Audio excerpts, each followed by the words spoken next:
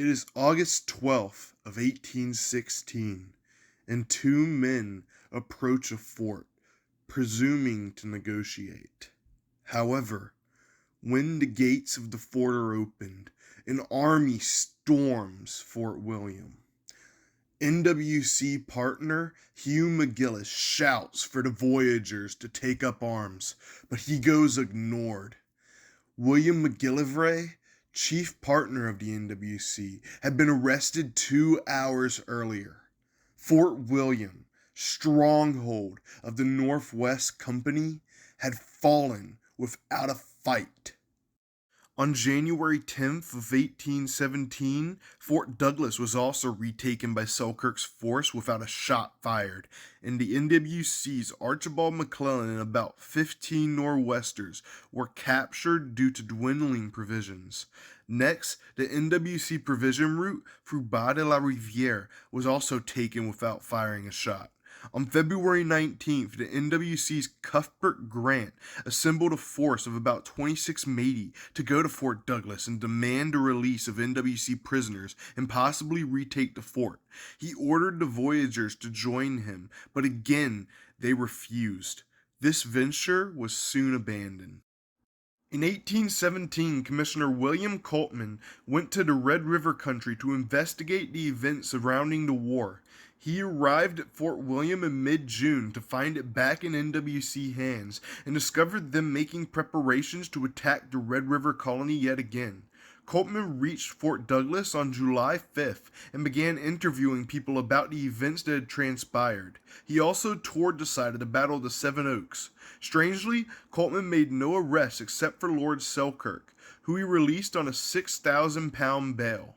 However, many wanted men surrendered to Coltman, including Cuthbert Grant, who was wanted for murder, theft, and arson.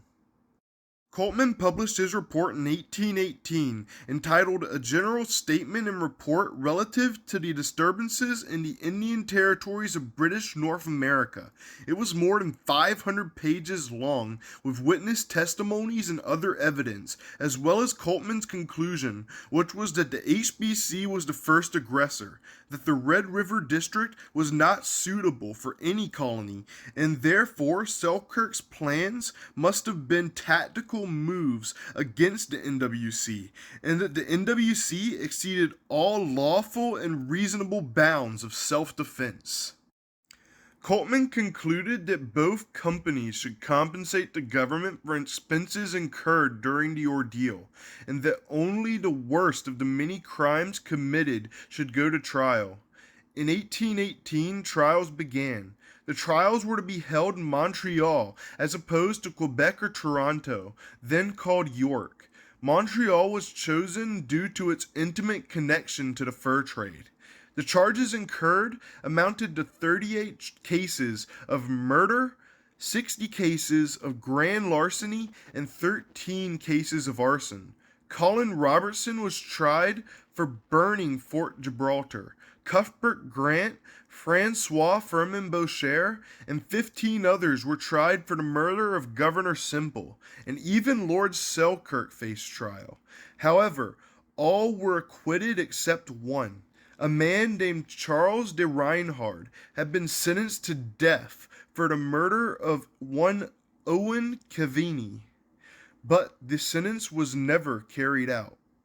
Hostilities between the Hudson's Bay Company and Northwest Company continued despite the trials, and the bloodshed would not end until 1821, with a merger of the two companies due to lowering profit and pressure from the British government.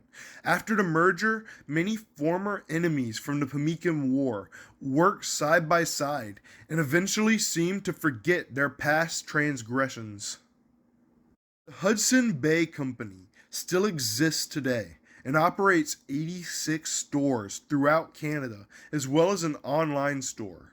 The site of the Red River Colony is today Winnipeg, Manitoba, with the colony taking off after the war. Canada's roots are in the bloody business of the fur trade, and that legacy can be found even in modern Canadian department stores.